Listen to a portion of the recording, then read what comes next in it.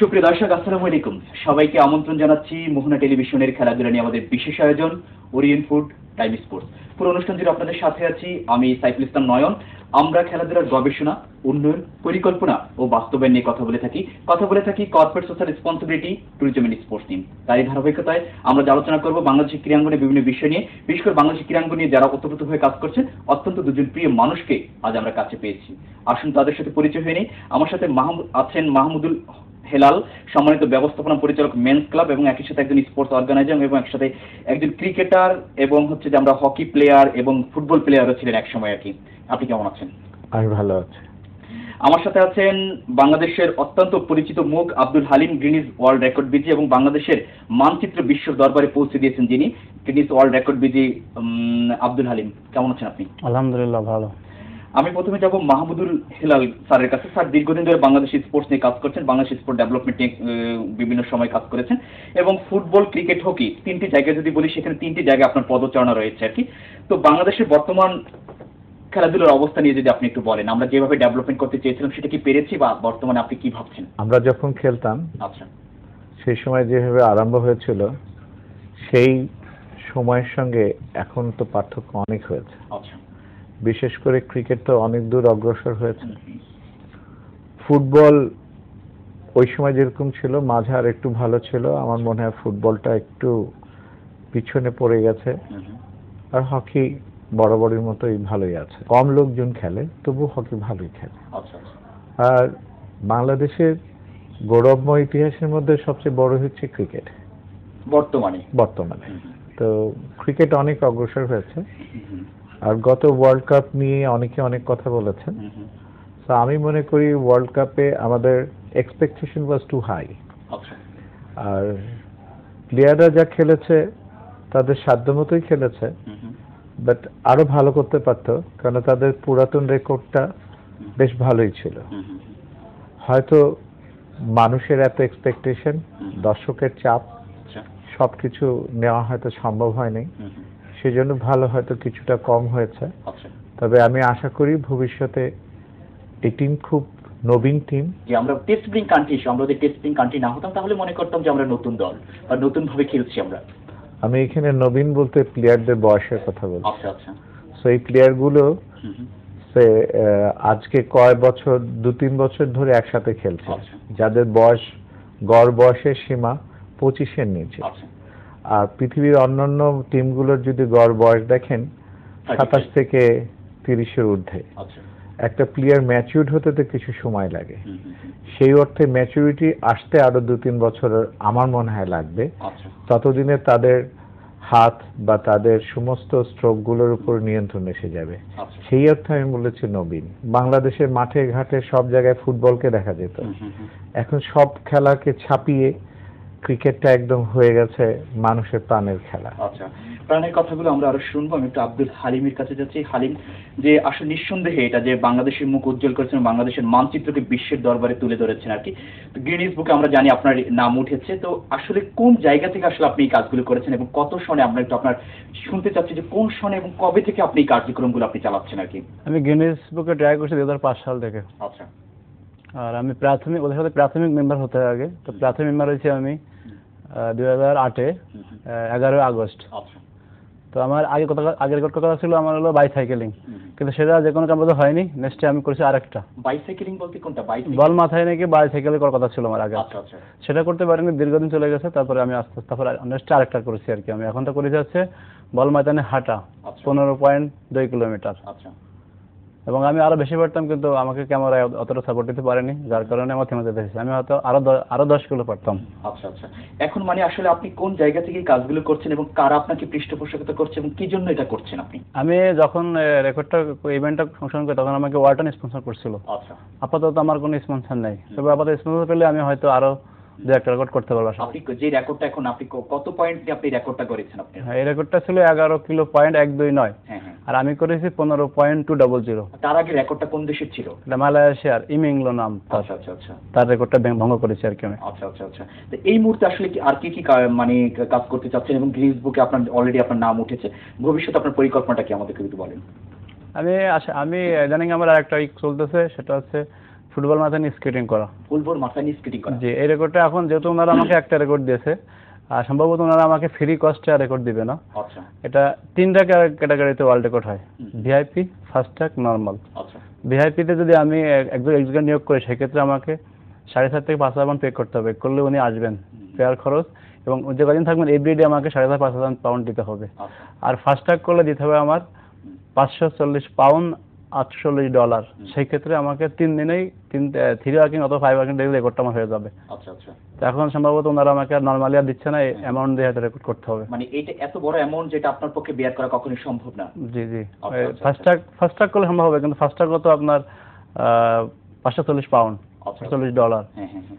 আপনি এই মানে আপনার কি কখনো কি চিন্তা ভাবনা ছিল যে আপনি এই কাজটা করে যে গিনিস বুকে নাম উঠাবেন, এই ধরনের কোনো মাথায় ছিল কখনো, নাকি করতে করতে আসলে হয়ে গিয়েছে আসলে? আমি তো প্রথম এক পর্যায়ে ফুটবলের প্রতি খুব আমার ভালোবাসা ছিল। আপনি ছোটবেলা থেকে কি ফুটবল খেলতেন? জি, আমি ছোটবেলা থেকে ফুটবল গোলরক্ষক হিসেবে ছিলেন জি, আপনি? জি। জি।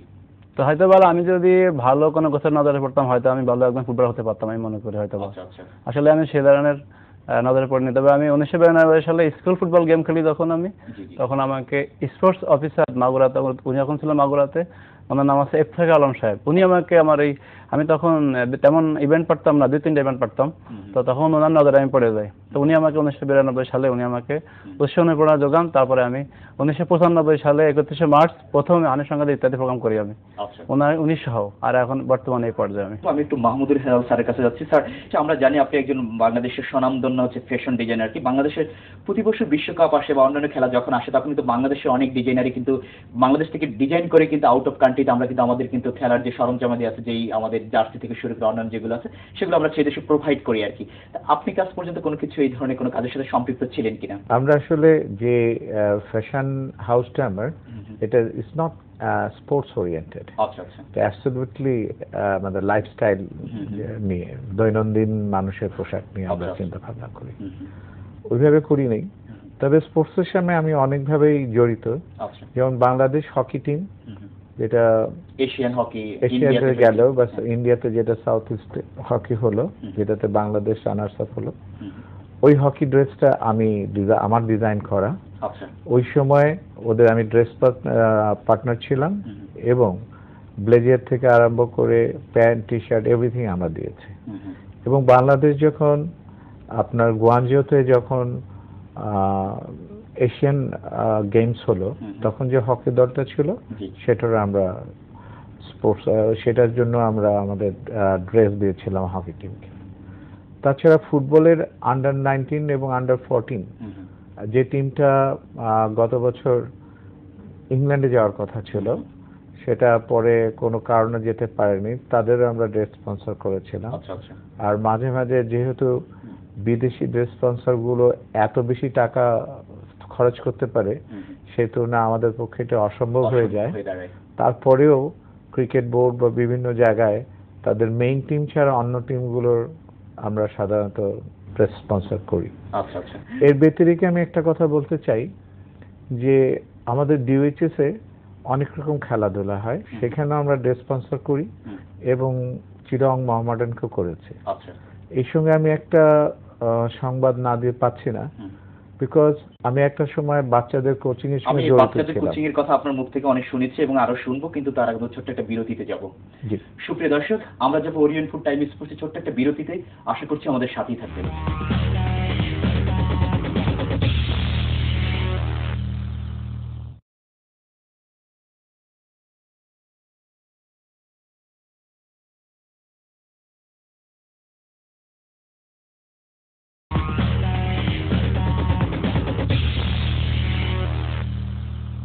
দর্শক, বিরতির পর আবারও সবাইকে আমন্ত্রণ জানাচ্ছি ওরিয়েন্ট ফুড টাইম স্পোর্টসের সাথে আছেন অত্যন্ত দুজন প্রিয় মানুষ, মাহমুদুল হেলাল এবং আব্দুল হালিম।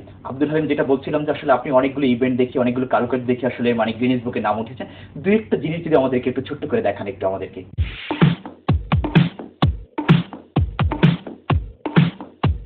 চমৎকার, অসাধারণ, আসলে সত্যি অসাধারণ। আসলে সত্যি গিনেসের বুকে বাংলাদেশের নাম যে আসলে বিশ্বের মানচিত্রে বাংলাদেশের নাম পৌঁছে দিয়েছেন।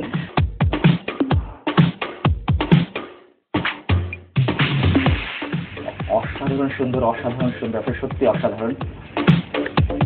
আসলে দেখার মতো, এবং হচ্ছে যে আসলে বাংলাদেশের নাম দিয়ে গিনিস বুকে উঠেছে, এটা আসলে সত্যি মানে আমরা বিমোহিত আর কি।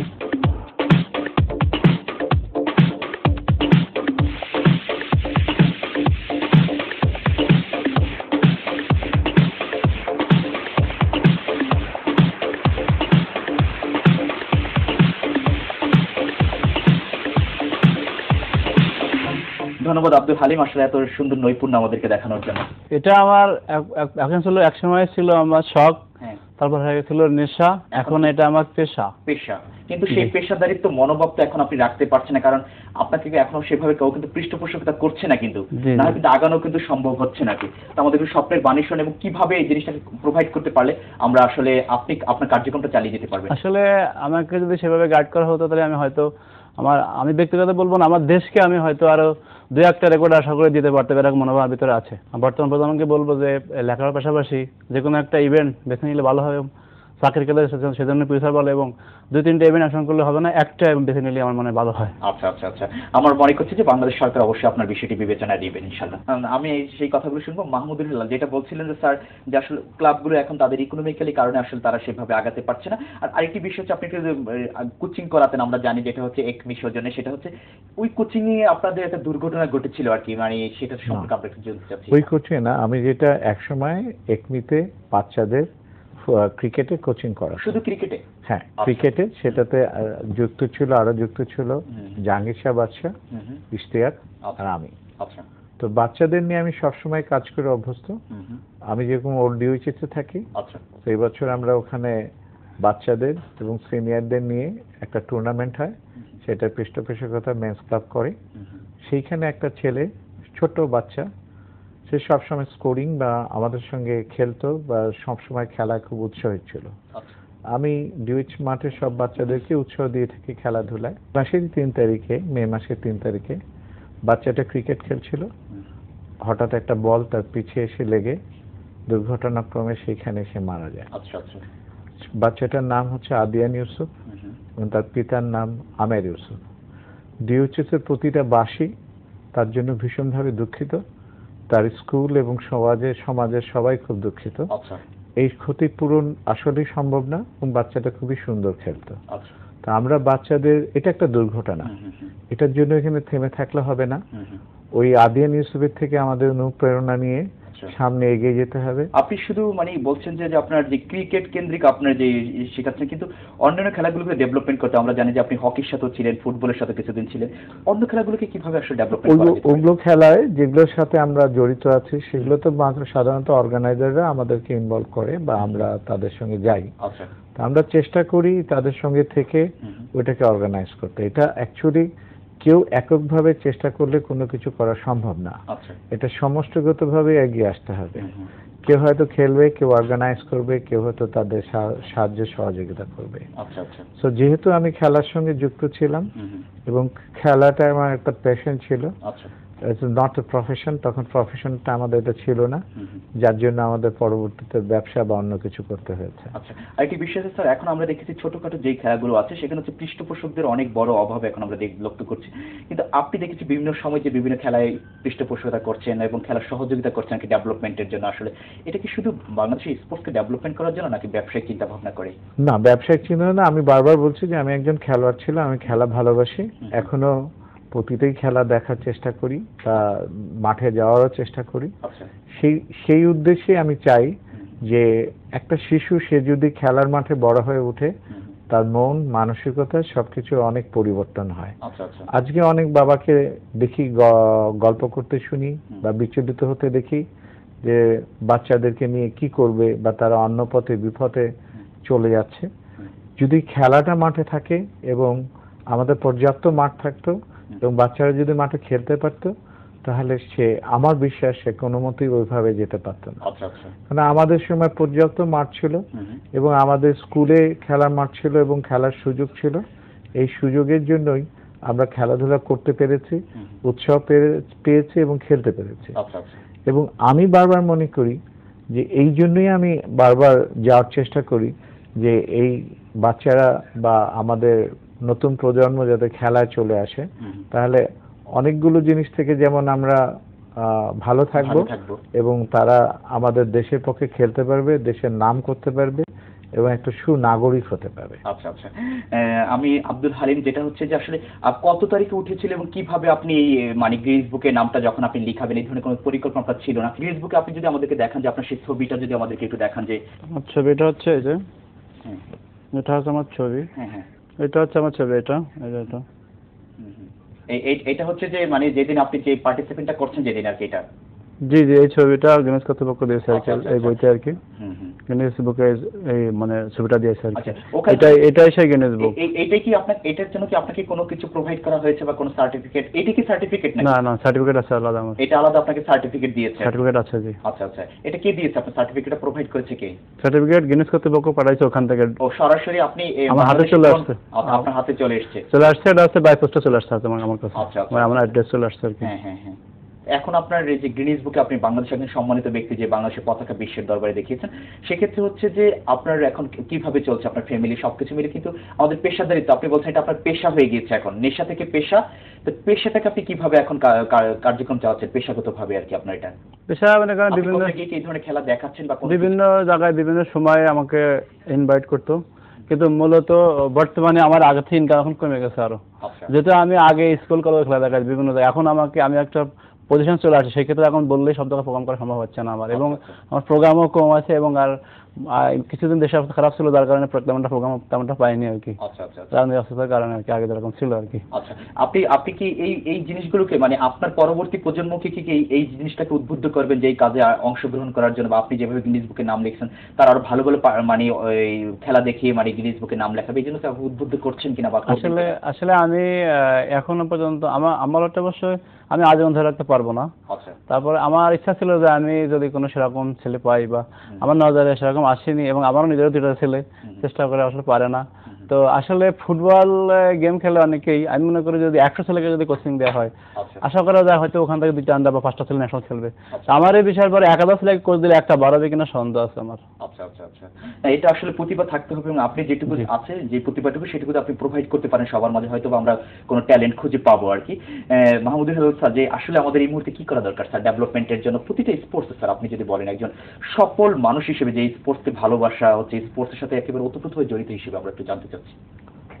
প্রতিটা স্পোর্টসকে যদি ডেভেলপ করতে হয়, শুধু সরকারি দল না, দল নির্বিশেষে বোর্ডগুলো হওয়া উচিত। আচ্ছা, সেখানে সরকারের সহযোগিতা থাকা উচিত। সরকার তো সহযোগিতা করছেন, কিন্তু সেখানে সরকারের যেটা আর কি বলবো আমি, কর্তৃত্বটা না থেকে, কর্তৃত্বটা যদি প্লেয়ার বা কোচ বা তাদের উপরে থাকে, তাহলে আমার মনে হয় এটা ডেভেলপ করা আরো সম্ভব। আর তার মানে আপনি কি বলতে চাচ্ছেন যে সঠিক লোক সঠিক জায়গায় আসতে হবে, তাহলে ডেভেলপমেন্টটা হবে? আমি যদি ভুল না করে থাকি, সঠিক জায়গায় আসতে হবে এবং সঠিক লোকদেরকে, যারা দূরে আছে তাদেরকে কাছে নিয়ে আসতে হবে। আচ্ছা আচ্ছা আচ্ছা, আপনি দেখবেন যে প্রতিটা খেলায় কেউ খেলোয়াড়, কেউ অর্গানাইজার, কেউ পেট্রন বা পৃষ্ঠপোষক। আচ্ছা, তো 2-3 জনেরকে একই জায়গায় সমন্বয় ঘটাতে হবে। আচ্ছা, সেই সমন্বয় যখন হবে তখন ক্লাব বলেন সব পর্যায়ে খেলাধুলা ভালো হবে এবং খেলাধুলা উন্নতি করবে।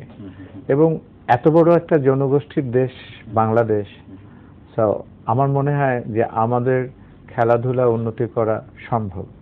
তারপরেও আমরা বলবো ফিজিক্যাল দিক থেকে আমরা পৃথিবীর অন্যান্য দেশের লোকদের চেয়ে অনেক দুর্বল, এবং আমাদের দেশের সেভাবে মধ্যবিত্তদের আয় যা, তাতে একটা খেলার জন্য যে পরিমাণ পরিশ্রম করতে হলে যে এনার্জি লস হয়, সেটা কভার করা এবং সেই পরিমাণ স্বাস্থ্য রক্ষা করা, যত সুষম খাদ্যর যেটা দরকার আছে সেটা আমরা প্রোভাইড করতে পারি না, যার জন্যই হয়তো আমাদের যতটা উন্নতি হওয়ার কথা ছিল ততটা উন্নতি হতে পারে না। আমাদের নিজস্ব প্রাকৃতিকভাবে আমরা কিছুটা ছোট। আমরা আশা করছি যে আপনারা যারা পৃষ্ঠপোষক আছেন, খেলার সাথে সম্পৃক্ত আছেন, খেলার ডেভেলপমেন্টের জন্য অনেক কাজ করবেন। আব্দুল হালিম, যেটা সর্বশেষ একটু জানতে চাচ্ছি যে আপনার বাংলাদেশ নিয়ে স্বপ্নের বাণী, এবং আপনি নিজেকে কোথায় দেখতে চাচ্ছেন, যদি আমাদের সর্বশেষ একটু বলেন আর কি। আমার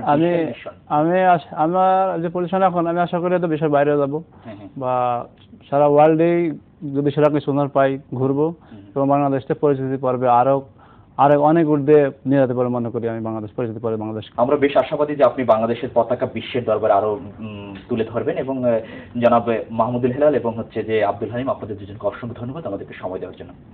আপনাকেও ধন্যবাদ, মোহনা টিভিকেও ধন্যবাদ যে আমাদেরকে আজকে কথা বলার সুযোগ করে দেওয়ার জন্য। তার সঙ্গে আমি একটু আহ্বান করব মোহনা টিভির ব্যবস্থাপকদের, তারা স্পোর্টসের প্রোগ্রামগুলো যদি আরো এগিয়ে আসেন এবং তারাও যদি প্রতিটা খেলার পৃষ্ঠপোষকতা করে টেলিকাস্ট করে জনগণের কাছে পৌঁছে দিতে পারে, তাহলে আমার মনে হয় খেলাটা আরো অনেক দূর অগ্রসর হবে। আমরা মনে হচ্ছে কর্তৃপক্ষ বিষয়টি আসলে নজরে নেবেন এবং আসলে করবেন বলে আমরা বেশ আশাবাদী। অসংখ্য ধন্যবাদ আপনাদের দুজনকে। আপনাকেও ধন্যবাদ। সুপ্রিয় দর্শক, আমরা আমাদের অনুষ্ঠান একেবারে শেষ প্রান্তে, তবে যাবার আগে বলছি অনুষ্ঠান সম্পর্কে এবং খেলাধুলা সম্পর্কে যে কোনো তথ্য এবং মতামত আপনি আমাদেরকে জানাতে পারেন। আপনি জানান আমাদেরকে, আমরা জানাবো গোটা বিশ্ববাসীকে। খেলাধুলা করুন, টাইম স্পোর্টস দেখুন আর মোহনার সাথে থাকুন। এতক্ষণ আমাদের সাথে থাকার জন্য সবাইকে অসংখ্য ধন্যবাদ জানিয়ে আমি সাইফুল ইসলাম নয়ন এখানে বিদায় নিচ্ছি। ভালো থাকবেন সবাই, আল্লাহ হাফেজ।